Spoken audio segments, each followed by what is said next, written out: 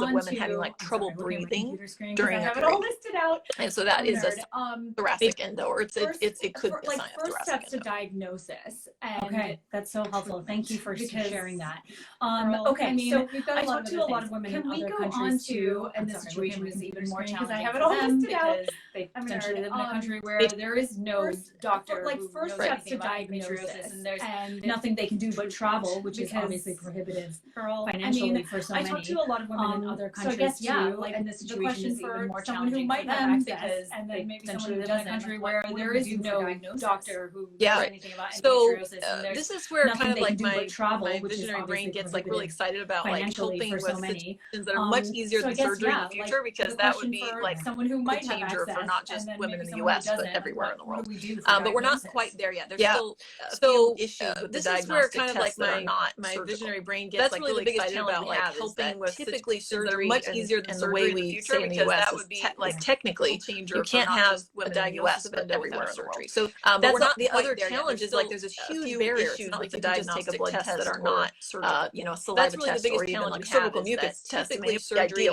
and the way we say in the U.S. women could know, like, technically, your markers you can't have a diagnosis of endo without surgery. Let's look at this. That's the other challenge. Is like there's a huge barrier. It's not like you can just take a blood test because then even getting a diagnosis saliva test or even like a cervical mucus test may be ideal. So I've had women like that where women could know, like, with a general OBGYN wrong who didn't know how to identify lesions, and he didn't know what he didn't know, or she didn't know what they were looking for. It gets complex because they closed them up even and said, getting a diagnosis from a doctor who does and then she went on to have I've had problems that say that had surgery, and then she goes to a specialist and they're like, I went in and didn't know how to identify there's endo all over, and he didn't know what he didn't know, or she didn't know what they were looking for, but there's endo scattered across the entire pelvis. They closed them up and said, well, you don't have endo, you're good to go. And then we have a lot of challenges. We have the challenge of problems that say that we have the challenge of, and then she goes to a specialist and they're like, I went in and looked and for sure there's endo all over. I zoomed in, and then we have the problem of treatment. I don't know what they were looking at. On there's very scattered literally less than 200 surgeons worldwide that can handle actually removing those lesions properly, and then we have the challenge of proper diagnosis. Anyway, like following that you for sure had a good look. So and then we have the problem of treatment, because depending on the severity of case, there's literally less than 200 surgeons worldwide that can handle actually removing those lesions properly with right excision. Look into inflammation. Anyway, because inflammation tells us so much about the body. It says something's not right, something's going on. The lighter end, let's say I'm talking to someone, if you have elevated inflammation consistently, there's something, there's a reason for it. That's not in the cards for me. What do I do? There's also a very reliable look into inflammation, because inflammation tells us so much about the body. It says something's not right, like 23andMe tests or stuff like that. And if you have elevated, if you look at your genetics, there's something, there's a reason. If you have a higher risk. There's also a very reliable genetic marker if you have certain genetics that are. So I don't know if they could get access to that have US, like, so that could lead you down like that trail of like. But if you look at your genetics maybe will tell you a story to travel. If you have a higher risk, a surgeon to have this dealt with. If you have certain genetics, that's kind of my dream in the future. Is like we have like an actual diagnostic panel that have changes that women can take. So that could know, like, yes, you have this gene. Like, well, yes, you have elevated this, or maybe I should save up money to travel to it's the same genetic marker that have this dealt with celiac disease and those other. That's kind of my dream in the future. Is like we have like an actual diagnostic those genetic markers women can take, and you know, like, yes, you have this gene. Yes, you have elevated this. Oh, HLA SNP. It's the same genetic marker that women with celiac disease and those other autoimmune problems have. Women with endo typically have those genetic markers. 23andMe is not going to tell you this. You're actually going to have to have the test interpreted through a system that's looking for those particular markers. Like I use a company called Nutrition Genome. I think they're great. That's been really helpful for me. Tell you that. But yes, if there's the other, another 23andMe is not going to tell you. I think strategy is also another good one. Interpreted through a system that's looking for those. I just want something where we could get, like, I use a company called Nutrition Genome. The endo data isn't connected to these things. Yes, this is again my dream for the future. Is that you would say, okay, like, for example, on those tests I took, they said, well, you're at a higher risk of celiac disease, right? Which I don't have his test, but I just want something where we could get, like, played into my higher risk of endo. But the test doesn't say that yet. So I kind of dream of a world where my dream for the future is that, you would say, okay, like, for example, on those tests I took, they said, well, you're at a higher risk of celiac disease, right? Which I don't have. Even looking for a surgeon. The higher risks of celiac disease also played into my higher risk of endo. I mean, it makes sense. But the test doesn't say that yet. So I kind of dream of a world where we would do something like that, mail it in, and come back and say, this is a higher risk for endo as well. So women would know, it's worth even looking for a surgeon. Makes so much sense. Yeah, it makes so much sense. I agree. It makes sense to us. Just because of what we know about anything else with regard to diagnosis, is there anything else you want to share about that? We'll definitely get general and like what triggers that. So it makes. I think so I mean, with diagnosis, we're still in the climate. So I'll go back from my beautiful future and I'll come back to reality. Okay, in reality, right now, there's very few people who understand how to properly diagnose endo and then how to properly treat it. Yeah. So you're gonna have to get a little aggressive. With diagnosis, we're still in the climate. So I'll go back to my beautiful future. If you come back to reality. Okay, I was talking to women now the way I wish I would have talked to myself back then. So if I was talking to my younger self, I would say, don't listen too long to a doctor who says your symptoms are normal. So you're gonna have to get a little aggressive, and that you should just live with them. Like, that's ridiculous. That's and you're gonna waste years of your life, which I always talk to women now the way I wish I would have talked to myself. Money comes and goes. So if I was talking to my younger self, your lifespan, don't listen to whatever your lifespan to a doctor who says your symptoms are normal. ridiculous, and that you should just live with them. Like, that's ridiculous. So yeah, and you're gonna waste like years of your life, which is the most. And that's how I know so much. It's like money comes and goes, 10 years, friends come and go, but your lifespan is PhD in this, but I have whatever your lifespan is. So like, how to 10 years. So it's like, I shouldn't have. If you have a doctor that's wasting your time, drives me nuts. So think of it like you would like fixing a mechanic, like coming through house or taking a car. If they tell you your car broke 10 years, it's like, oh, it's not broken. Pretend PhD in this, but I have one because I had to a doctor who listens to what you're saying. If you have a doctor has real remedies and treatments, think of it like you would address it, fixing a mechanic, and helps you get quickly to the more, if they tell you your car's broken, experts that can actually get you the proper treatment and move on with your life. So I'd say listens to what you're saying, actually has real remedies and treatments for how to address it, and helps you get quickly to the more fine-tuned experts that can actually get you the proper treatments and move on with your life. So I'd say I had like a tinging sound in my transmission. I took it to the mechanic and he was like, I'm sorry, lady, your car's fine. I'd be like, you're a bad mechanic. And I would drive my car somewhere else. So I don't know why I didn't have that mentality when I was going through this, but it's like, if I know that my body is telling me something's wrong and you're telling me it's not, then you're bad. Like a tinging sound in my transmission. I took it to the mechanic. It's like, you're here to collaborate with me to help me find out what's going on. Not to tell me nothing's going on. I don't know why I didn't have that mentality when I was going through this, but it's like, if I know my body is telling me something's wrong, have a doctor like I did that's kind of old school. She's out here. She's very sweet, but she's out here in a rural town. It's like, you're here to collaborate with research. She doesn't really help me find out what's going on. Not to tell me nothing's going on. If you have a doctor like that, you're going to probably have to go outside your local environment to find someone who's a little more up to date. If you have a doctor like I did, that's kind of old school. She's out here. She's very sweet, but she's out here in a rural town. She doesn't stay up on her research. She doesn't really push hard to understand the cutting edge technology. If you have a doctor like that, you're going to probably have to go outside your local environment to find someone who's a little more up to date. None of these really awesome markers actually exist in doctor's office yet. So you may find a pretty awesome doctor who may be using some of these things, and there are a few that I've met. So if you have one of those, awesome. If you don't, you might have to push for starting with the C-reactive none of these really awesome markers, like looking at actually exist in doctor's office. Hormones don't always tell the story of Endo, though. So pretty awesome doctor who may be using some of these things, and there are a few that I've met. So if you have one of those, awesome. Test your thyroid. If you don't, you might have to push for starting with the C-reactive protein test, not doing so well, right? Looking at your hormones could help. Hormones don't always tell the story of Endo, though, so it's kind of weird. So really the hormones could be helpful. Looking at immune function, there's different ways of kind of looking at if you have any high markers will tell a story reactivated, like not doing so well, right? So the infection could help. So I have pretty bad reactivated Epstein-Barr markers that really helped me. And so luckily, looking at immune function, there's different ways of kind of looking at if you have any high markers for certain reactivated, which is it was actually the Epstein-Barr reactivation. So I was really putting me back on the couch and I couldn't get out. And so luckily, one of the early doctors did 5 years ago. Yeah, 5 years. So what is I think when I got really sick and I couldn't function, it was actually the Epstein-Barr reactivation that was really putting me back on the couch and I couldn't get off the bed. I had that happen too. Like 4 years ago, 5 years ago. Right. Yeah, 5 years ago. Same thing. Yeah. It's like I can't. I'm having grinding and I can't function. But sure, let's take some. Doctors don't even know what Epstein-Barr is. Like I think finding someone who kind of gets all this stuff is always helpful. Yeah. If you can't find someone like that, I think getting some of these basic markers are helpful. Right. And then once you start looking at those markers, what I realized is, okay, none of these things are actually. Still had this really bad low-level inflammation. I think finding and I had a pretty good local doctor, a different doctor. If you can't find someone like that, I think getting some of these basic markers, and you've done everything to clean that up. Once you start looking at those markers, what I realized, and to me, that was my endo. None of these things are actually, without an actual this really bad low-level inflammation. When I had the surgery, it was like I had a pretty good surgeon even doctor. A different my case was going to be better than it was. No, you still have because I had done, and you've done everything to clean that up. So there's something else that he thought. Oh, to me, that was my endo line.